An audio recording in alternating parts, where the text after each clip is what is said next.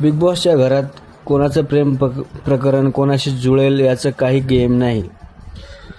प्राजक्ता शुक्रे आणि करण सोनवणे यांच्यात मैत्रीपलीकडे काहीतरी असल्याचं आता बोलले जाते.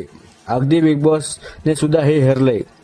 करण आपल्यापेक्षा 7 वर्षांनी मोठ्या असलेल्या प्राजक्ता शुक्रेच्या प्रेमात पडलाय असंच दिसतंय. आता तो हे खरं करतोय की पब्लिसिटी हे माहीत नाही, पण चाहत्यांना ही जोडी काही फारशी आवडली नाही.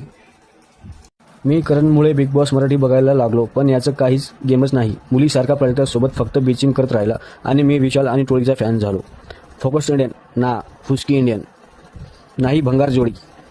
बिग बॉस मधलं प्राण जुळलेलं प्रकरण हे जरा अति होत आहे कसं तरी वाटतंय मला ह्या दोघांना पाहून. अशा अनेक कमेंट करून करण आणि प्राजक्ताच्या जोडीला चाहत्याने भरपूर ट्रोल केला आहे. ही जोडी बिग बॉसच्या घराच्या बाहेर चालेल असं काही वाटत नाहीये. एका लेटेस्ट एपिसोडमध्ये विशालने संपूर्ण बिग बॉस समोर आणि अख्ख्या महाराष्ट्रासमोर आपल्या प्रेमाची कबुली देत म्हटलं आहे की हो, मला सुद्धा रुचिता आवडते. विशाल गेमसाठी करतोय की त्याचं खरंच प्रेम आहे देवालाच माहीत, पण चाहत्यांना ही जोडी आवडत नाही. घरातील ही तिसरी जोडी तन्वी कोलते आणि आयुषची ही सुद्धा फार चाहत्यांना काही आवडत नाही. मागच्या बिग बॉस सीझनमधील अनपेक्षित जोडी म्हणजे अरबाज आणि निक्कीची जोडी चाहत्यांना वाटलं की ही जोडपं सुद्धा टिकणार नाही, पण करंट सिच्युएशनमध्ये दोघं एक लिव्हिंग रिलेशनशिपमध्ये राहतात आणि सध्या द 50 या रियालिटी हिंदी शोमध्ये ते दिसत आहेत. शोमध्ये अरबाजने निक्कीला संपूर्ण भारतासमोर प्रपोज केला आहे. लवकरच